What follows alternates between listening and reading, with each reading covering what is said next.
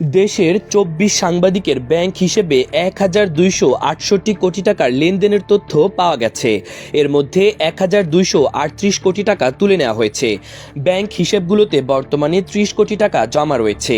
এসব সাংবাদিকের মধ্যে দৈনিক ভোরের কাগজের সম্পাদক ও জাতীয় প্রেস ক্লাবের সাবেক সাধারণ সম্পাদক কারাবন্দী শ্যামল দত্তের ২৩টি ব্যাংক হিসেবে ১,০৪২ কোটি টাকার বেশি লেনদেন হয়। দ্বিতীয় সর্বোচ্চ ৫৮ কোটি টাকা লেনদেন হয় দৈনিক কালবেলার সম্পাদক ও প্রকাশক সন্তোষ শর্মার ব্যাংক হিসেবে।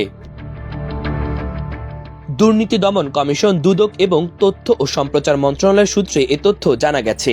এর আগে গত বছরের ২২ অক্টোবর ৮টা সাংবাদিকের ব্যাংক হিসেবের তথ্য চেয়ে আর্থিক গোয়েন্দা সংস্থা বাংলাদেশ ফাইন্যান্সিয়াল ইন্টেলিজেন্স ইউনিট BFIUর কাছে চিঠি দিয়েছিল তথ্য মন্ত্রণালয়। সম্প্রতি BFIU থেকে তথ্য মন্ত্রণালয়কে তাদের মধ্যে ২৪ জনের ব্যাংক হিসেবের তথ্য প্রদান করা হয়। সূত্র জানায়, শ্যামল দত্তের হিসাবে শুরু থেকে এ পর্যন্ত ১,০৪২ কোটি ৫২ লাখ টাকা লেনদেন হয়েছে। এর মধ্যে তার হিসেবগুলো থেকে ১,০২১ কোটি ৪০ লাখ টাকা তুলে নেওয়া হয়েছে। বর্তমানে ২১ কোটি ১১ লাখ টাকা জমা রয়েছে। শেখ হাসিনা সরকারের পতনের পর ভারতে পালিয়ে যাওয়ার সময় গত বছরের ১৬ সেপ্টেম্বর সীমান্তবর্তী ময়মনসিংহের ধোবাউড়া থেকে শ্যামল দত্তকে আটক করে এলাকাবাসী। পরে তাকে পুলিশে দেওয়া হয়। বর্তমানে হত্যা মামলায় গ্রেপ্তার হয়ে তিনি কারাগারে আছেন। দ্বিতীয় সর্বোচ্চ লেনদেনের তথ্য পাওয়া গেছে দৈনিক কালবেলার সম্পাদক ও প্রকাশক সন্তোষ শর্মার ব্যাংক হিসেবে। তার ৯টি ব্যাংক হিসেবে ৫৮ কোটি ৪৬ লাখ টাকার লেনদেন হয়। তার মধ্যে ৫৭ কোটি ৯৩ লাখ টাকা তুলে নেওয়া হয়। বর্তমানে হিসেবগুলোতে জমা রয়েছে ৯০ লাখ টাকা। এ বিষয়ে প্রতিক্রিয়া জানতে কালবেলার সম্পাদকের মোবাইলে একাধিকবার ফোন করলেও তিনি রিসিভ করেননি। সমকালের সাবেক সম্পাদক আলমগীর হোসেনের নামে ২৫টি ব্যাংক হিসাব রয়েছে। এসব হিসেবে ৩১ কোটি ৯৭ লাখ টাকার লেনদেন হয়েছে। এর মধ্যে ৩১ কোটি টাকা তুলে নেওয়া হয়েছে। এখন জমা রয়েছে ১১,৭৩,০০০ টাকা। বৈশাখী টেলিভিশনের সাবেক হেড অব নিউজ অশোক চৌধুরীর ব্যাংক হিসেবেও বিপুল পরিমাণ অর্থের লেনদেনের তথ্য পাওয়া গেছে। তার ১৩টি ব্যাংক হিসেবে ২৪ কোটি টাকার লেনদেনের তথ্য পাওয়া গেছে। সেখান থেকে প্রায় পুরোটাই সরিয়ে নেওয়া হয়েছে।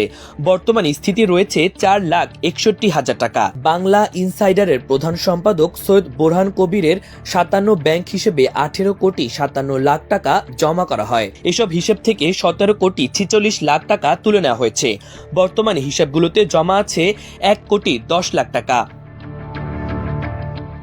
বাংলাদেশ প্রতিদিনে সাবেক সম্পাদক নঈম নিজামের ২২টি ব্যাংক অ্যাকাউন্টে ১৬ কোটি ৭৬ লাখ টাকা জমা হওয়ার তথ্য পাওয়া গেছে। এসব হিসেব থেকে ১৩ কোটি টাকা তুলে নেওয়া হয়েছে। এখন তার হিসেবগুলোতে ৩ কোটি ৫২ লাখ টাকা রয়েছে। নঈম নিজামের স্ত্রী ফরিদা ইয়াসমিনের ১৭টি ব্যাংক হিসাবের তথ্য পাওয়া গেছে। তার হিসেবগুলোতে ১০ কোটি টাকা জমা হয়। এর মধ্যে ৯ কোটি ৬৪ লাখ টাকা তুলে নেওয়া হয়েছে। বর্তমানে হিসেবগুলোতে স্থিতি ৫ কোটি ৮০ লাখ টাকা রয়েছে। শেখ হাসিনার পতনের আগ পর্যন্ত ফরিদা ইয়াসমিন জাতীয় প্রেস ক্লাবের সভাপতি ছিলেন। এছাড়া ১৪ কোটি ৪৯ লাখ ৩৮,১৯৭ টাকার লেনদেনের তথ্য পাওয়া যায় ডিবিসি নিউজের সাবেক head of news Zahidul Hasan পিন্টুর ৪২টি ব্যাংক হিসেবে।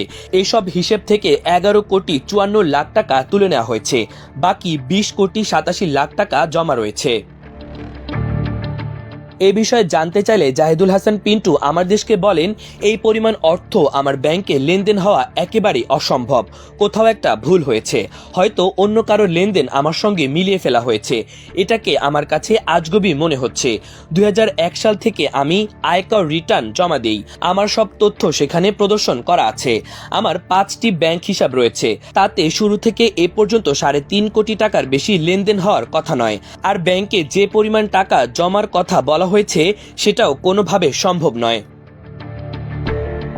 দৈনিক ইত্তেফাকে সাবেক সাংবাদিক ফরাজি আজমল হোসেনের ১৫টি ব্যাংক হিসেবে ১১ কোটি ৪৭ লাখ টাকার জমা করা হয়েছে। এসব হিসেব থেকে ১১ কোটি ৩৫ লাখ টাকা উত্তোলন করা হয়। ইত্তেফাকের আরেক সাবেক সাংবাদিক শ্যামল সরকারের ১৪ ব্যাংক অ্যাকাউন্টে ৯ কোটি ৩৬ লাখ টাকা লেনদেন হয়েছে। এর মধ্যে ৯ কোটি ২৫ লাখ টাকা উত্তোলন করা হয়েছে। হিসেবগুলোতে ২৫ লাখ টাকা এখনও জমা আছে। সরকারি বার্তা সংস্থা বাসসের বিশেষ প্রতিনিধি মধুসূদন মণ্ডলের ব্যাংক হিসেবে 9 কোটি টাকা জমা হয়। এর প্রায় পুরোটাই তুলে নেওয়া হয়েছে। এ বিষয়ে জানতে চাইলে মধুসূদন মণ্ডল বলেন, এ তথ্যটি সঠিক নয়। এত টাকা আমি কোথায় পাবো? আমার ব্যাংক হিসেবে 2 কোটি থেকে 2.25 কোটি টাকা লেনদেন হতে পারে। আমার ব্যাংক হিসাব কিছুদিনের জন্য জব্দ করা হয়েছিল। তারা যাচাই বাছাই করে ইতোমধ্যেই ছেড়েও দিয়েছে। এটিএন বাংলার জহিরুল ইসলাম মামুন জয় মামুনের 14টি ব্যাংক হিসেবে 5 কোটি 13 লাখ টাকা জমা হয়। এরই মধ্যে 5 কোটি 10 লাখ টাকা তুলে নেওয়া হয়েছে। যুগান্তরের বিশেষ প্রতিনিধি শেখ মামুনুর রশিদের 3টি ব্যাংক হিসেবে 4 কোটি 96 লাখ টাকা জমা হয়েছে। এসব হিসেব থেকে 4 কোটি 91 লাখ টাকা উত্তোলন করা হয়েছে। স্বদেশ প্রতিদিনে সাবেক সম্পাদক রফিকুল ইসলাম রতনের 7টি ব্যাংক হিসেবে 4 কোটি টাকা জমা হয়েছে। এর মধ্যে 3 কোটি 99 লাখ টাকা তুলে নেওয়া হয়েছে। নয়াদিল্লিতে বাংলাদেশ হাইকমিশনের সাবেক প্রেস মিনিস্টার ও বিএফইউজের মহাসচিব শাবান মাহমুদের 2টি ব্যাংক হিসেবে 3 কোটি 31 লাখ টাকা জমা হয়। এসব হিসেব থেকে 3 কোটি 31 লাখ টাকা তুলে নেওয়া হয়েছে। বাংলাদেশ প্রতিদিনের সিটি এডিটর মির্জা মেহেদী তমালের 4টি ব্যাংক হিসেবে মিলেছে 1 কোটি 43 লাখ টাকা। এ থেকে 1 কোটি 30 লাখ টাকা উত্তোলন করা হয়েছে। এই বিষয়ে জানতে চাইলে টিআইবির নির্বাহী পরিচালক ডক্টর ইফতেখারুজ্জামান আমার দেশকে বলেন, এ আয় অবশ্যই অস্বাভাবিক, বৈধ আয়ের সঙ্গে সামঞ্জস্যপূর্ণ নয়।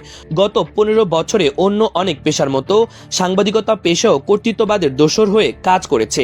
রাষ্ট্র ও জনগণের হয়ে কাজ না করার কারণে পেশাগত দেউলিয়ায় পরিণত হয়েছে। প্রমাণ সাপেক্ষে যথাযথ ব্যবস্থা নিতে হবে। একই সঙ্গে সব পেশা দলীয়করণ বন্ধ করতে হবে, যাতে ভবিষ্যতে কেউ এই ধরনের কাজ করার সাহস না পায়। আওয়ামী লীগ সরকারের পতনের পর এসব সাংবাদিক ছাড়াও আরও অনেক সাংবাদিকের ব্যাংক অ্যাকাউন্টের তথ্য চাওয়া হয়েছে। ইতোমধ্যে কিছু সাংবাদিকের ব্যাংক অ্যাকাউন্টের লেনদেনের তথ্য গণমাধ্যমে প্রকাশ পেয়েছে। মাহবুবুর রহমান ইমন, আমার দেশ।